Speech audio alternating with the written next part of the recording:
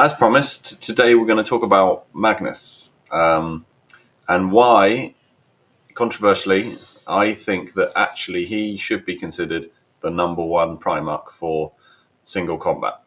Now, most people are probably aware of how powerful Magnus is as a psyker, but they kind of rule him out for single combat because they assume that if you're good at one thing, you can't be good at another thing. And the thing is, yeah, he's not going to be as skillful, say with a sword or something like that, as a Sanguinus might be.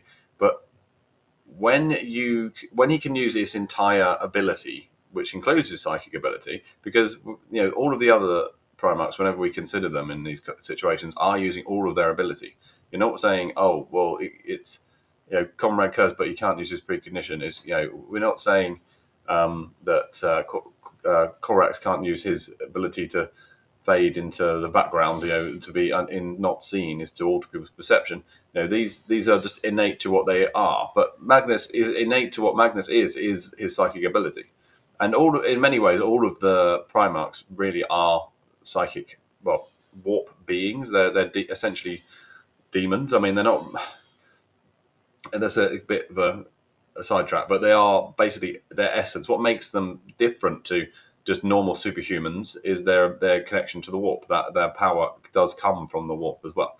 And now that expresses itself as psychic powers only quite rarely before the heresy, and only really noticeably in Magnus. But whereas Kurz and Sanguinus's ability to see the future is kind of not really known by that much by people, or seen or used deliberately as in the same way, and as Magnus's powers are. So Magnus is kind of seen as the only psychically powered, or the only Primarch with psychic powers, like an Astartes librarian, not the equivalent Primarch of a librarian. And whereas, so it's easy to say, oh well, he can't use his psychic powers, and then who can win? Oh, if he can't use his psychic powers, he won't be very good. Well, but I just don't think that's a very good premise to actually start the conversation. First of all, they should all be using their full range of abilities, and if they do, he is just too powerful. So, in the same way as if a normal Astarte tried to fight a librarian, they would have a massive disadvantage. There's a reason that in the tabletop game, the librarian is going to cost a lot more points.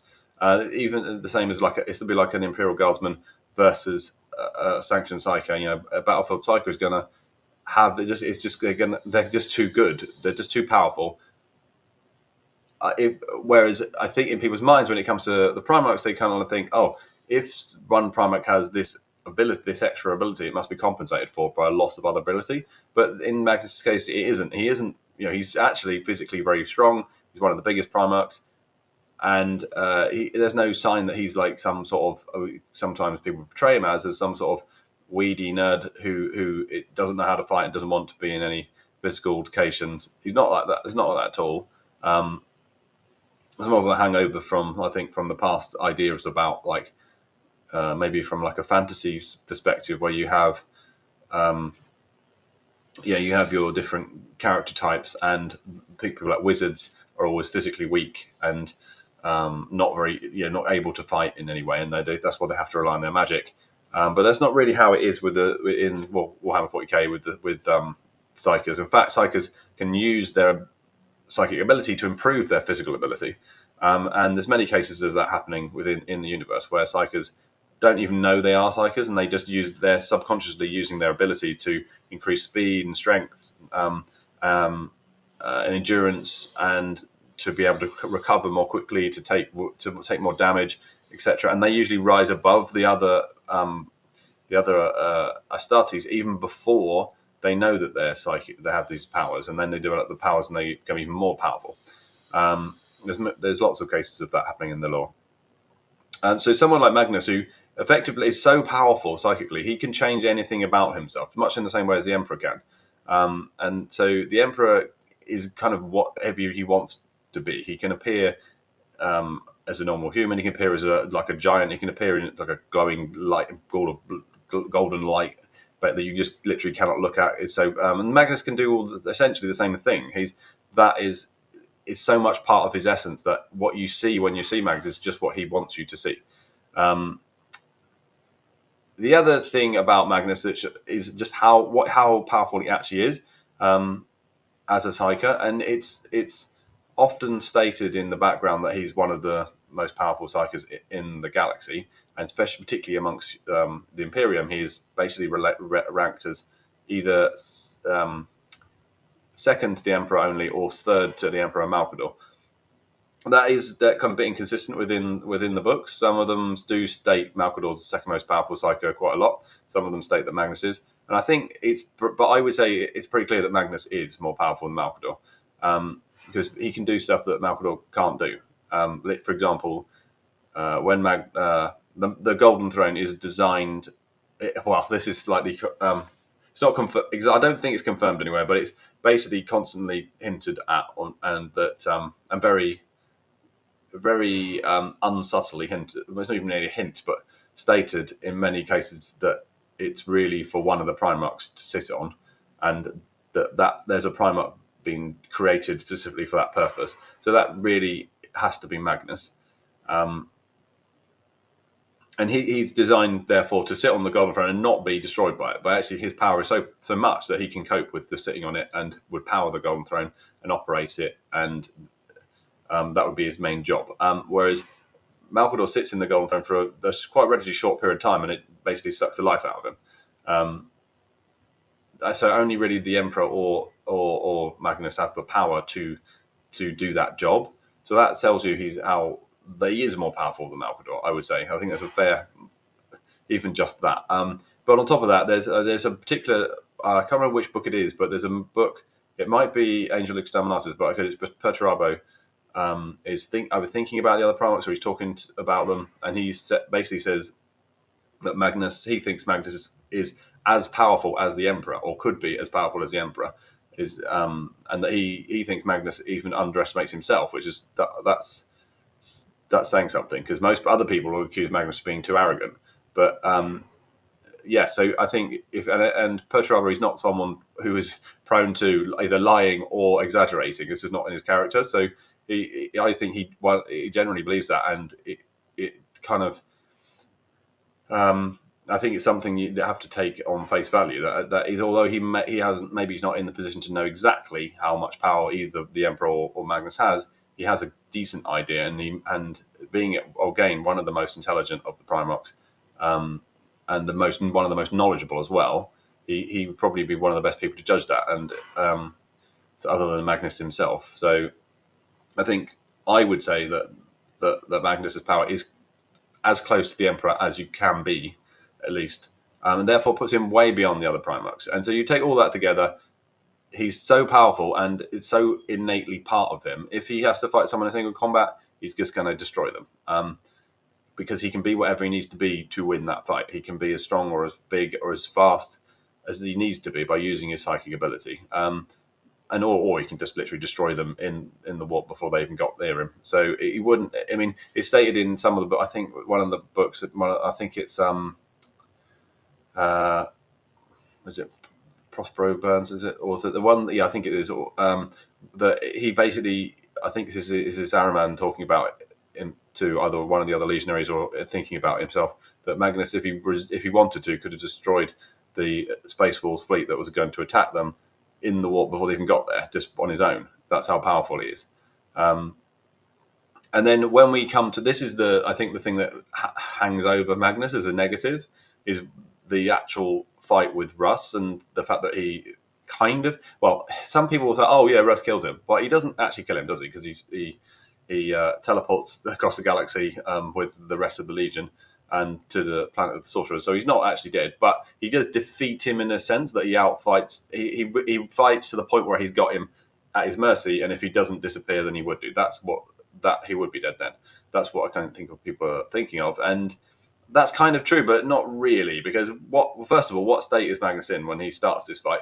He's been in a self-imposed isolation due to depression, essentially, like a nervous breakdown and depression, after he realizes that he's accidentally betrayed the Imperium and the Emperor. He's let him down. He's destroyed the Webway project. He's let the demons into Earth.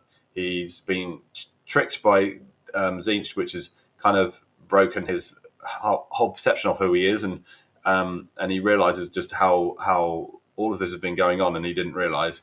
And it's broken him, and so he's basically flopped. He's basically lying on the floor in his own filth, naked, doing completely destroyed emotionally. Imagine what kind of physical state someone's in at that point. He accidentally, well, not accidentally, he has to kill one of his own closest bodyguards to cover up the fact that he's stopping the Thousand Sons from even knowing that this attack's going to come, because he's decided that they have to lose so that the Space Wolves aren't too badly damaged, because he realizes that that's what the Chaos plan is. That both legions should be too badly damaged to help fight the heresy, and so he's decided, okay, we're guilty accidentally, but we are, so we'll take the hit and we'll die. So he tries to save as many people as he can by sending them away, and then he tries to make the attack as easy as possible by removing all of the defenses of the planet, sending the fleet away, orbital defenses, that kind of thing, and then keeping everyone in the dark with his psychic ability so that nobody knows this attack is coming. But then when it eventually does come, and the Legion refuse to give up, not really halfway, right near the end of the battle, he realizes that I can't let this stand, and he rushes to aid the last survivors. And at that point, he's running out. He's got no war gear. He's just probably still naked. I imagine maybe he's got a loincloth. He's running. He runs across to where the last stand is happening, and he takes over defending the last survivors from their psychic. There's some of the remaining Thousand Sons are using their psychic ability to hold up like a force dome to protect them from basically what was probably an orbital bombardment and various heavy weapons from tanks and aircraft, etc. And like a full assaid of fire from personal weapons. You got the remainder of whatever survived of the Space Wolf legions, thousands of custodes, thousands of Silent Sisters surrounding them, bombarding them to try and destroy this last remaining few thousand people that are in this ruins. And he steps in, takes over the control of basically projects the force field up to protect them. So imagine how much power that is just on its own. Then he's standing on this bridge across a ditch, and he has to fight Leman Russ in single combat. It's not single combat, that's the other thing. It's combat with Leman Russ and two giant wolves, who aren't really giant wolves, are actually two. Obviously, they're aliens, because as we know, there are no wolves on Fenris. They're all aliens in disguise, because, well, we'll do this in a different video, but Russ has got a bit of a problem with his hypocrisy. Anyway, so you've got 3-on-1, plus he's surrounded by Silent Sisters, which should be reducing his psychic ability to extremely difficult to produce, but yet he's still holding up his massive force dome, and he's all the time fighting a Primarch, and these two giant wolves. And in the midst of doing all of that, he still manages to conjure the greatest spell anyone's ever done and transport the entire Legion and himself across the galaxy to safety. I mean, can you imagine the amount of power it's taking to do all those things at once? And so at the end of that, he's got to the point where he's about to transport them, and then he lets himself be picked up and slammed, basically. And as he goes down, he disappears. That's what actually happens. So that's not a victory in any way for Leman Russ. In fact, the whole battle on Prospero is a terrible defeat in many ways. It's not okay. They don't lose. It's a Pyrrhic. You know what I mean? Victory, but essentially they take huge amounts of damage. They almost lose the battle twice. They had all the advantages, and yet that still happened. And at the end of it, they are basically taken out of the war for a considerable period of time, and then are so vulnerable that the Alpha Legion nearly destroys them. And it's only them being rescued by the White Scars that stops them from being wiped out. Then, that's another story. So Magnus, if you accept his full ability of who he is, he's essentially unstoppable compared to the other Primarchs. He could roll straight over them. It's even an argument to say that he should have been the one that was chosen as the leader of the heresy by the Chaos Powers, and they tried to do that. It's implied that Zinch definitely would have wanted him to lead the heresy, and that might just be the Chaos trying to manipulate people by saying, "Oh, we could put you in charge." They obviously they lie a lot, the Chaos Gods, well, particularly Zinch, but it is implied that really he would be the ideal leader, the ideal person to embody all their power. I don't know how that would really work with likes of with Khorne, kind of be kind of against everything that he stands for. But anyway, the point is he has to be considered the most powerful of the Primarchs, and therefore in single combat he's going to win easily. There you go. So now I know that's going to annoy a lot of people. A lot of people are going to think I've misinterpreted or misrepresented many different things to get to that point. But if you think that, let me know why. Explain it in the comments. Because I personally can't see how Magnus could lose if he actually gave his full ability into this confrontation. That's the other thing about Magnus, is because he's one of the nicest of the Primarchs, like the morally most ethical.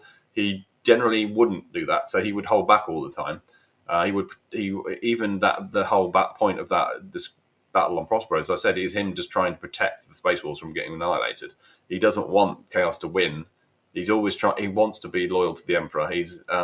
So you never would see Magnus release his full power before the heresy. And now, whatever happens after the heresy, when he becomes a Demon Prince, that's a whole different story. But we're talking about before the heresy, when their powers, what their abilities are before any of the individuals become corrupted by chaos to the point of becoming enhanced in their abilities.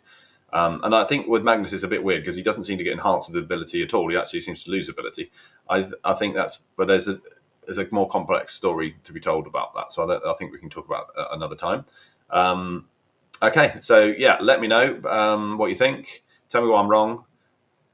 And then we'll see you next time. So please like and subscribe. If you can share the video, it'd be really helpful. Thank you very much.